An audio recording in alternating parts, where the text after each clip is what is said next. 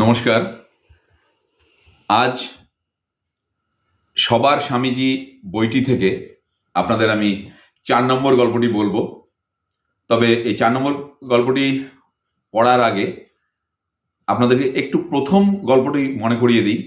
কারণ প্রথম গল্পটিতে যেটা আমরা সারাংশ দেখেছিলাম, স্বামীজির এক মহান বাণী। স্বামীজি আমাদের উদ্দেশ্যে বলেছিলেন, সত্যের জন্য সব কিছুকেই ত্যাগ করা যায়, কিন্তু কোনো কিছুর জন্যই সত্যকে ত্যাগ করা যায় না। এই গল্পটির মাধ্যমে স্বামীজি যেন আবারও তার এই বাণীটিকেই আমাদের মধ্যে দিয়ে গেলেন। সেদিন ছিল নরেন্দ্রনাথের স্কুলের একটি ঘটনা। নরেন্দ্রনাথ খুব সুন্দর গল্প বলতেন এবং তার কথা এবং ব্যক্তিত্বের আকর্ষণ এমনই ছিল যে গল্প আরম্ভ করলে সবাই সব কাজ ভুলে তার কথাই শুনত। স্কুলের ক্লাসের ফাঁকে একদিন তিনি গল্প করছেন এবং গল্প এত জমে গেছে যে অন্যান্য ছাত্ররা বুঝতেই পারেনি মাস্টারমশাই কখন ক্লাসে ঢুকে পড়েছেন।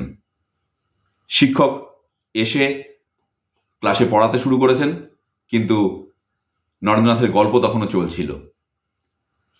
একটু সময় পরে শিক্ষক একটা ফিসফাস শব্দ শুনে ভালো করে লক্ষ্য করলেন যে ওখানে কেউ কথা বলছে। তখন বিরক্ত হয়ে তিনি এক এক করে সবাইকে পরীক্ষা করলেন যে আমি এতক্ষণ যা পড়াচ্ছিলাম তোমরা সেটা কি শিখেছো বলো। তো তিনি যা পড়াচ্ছিলেন সেগুলো কেউই ঠিক মতন উত্তর দিতে পারল না। কিন্তু নরেন্দ্রনাথের মন ছিল দুমুখ।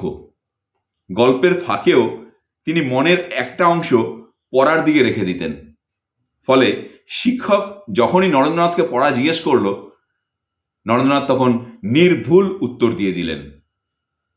এর ফলে শিক্ষক বলছিলেন যে তোমাদের মধ্যে তাহলে কে কথা বলছিল।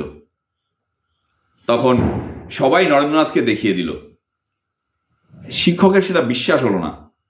তিনি নরেন্দ্রনাথকে ছাড়া বাকি সবাইকে দাঁড়াতে বললেন এবং সকলের সঙ্গে তখন নরেন্দ্রনাথও উঠে দাঁড়ালেন। শিক্ষক তাকে দেখে বললেন, না না, তোমাকে দাঁড়াতে হবে না, বাকিরা সবাই দাঁড়াবে। তখন নরেন্দ্রনাথ দৃঢ়তার সাথে বললেন, না, আমাকেও দাঁড়াতে হবে, কারণ আমি তো কথা বলছিলাম। এবং তিনি দাঁড়িয়ে রইলেন।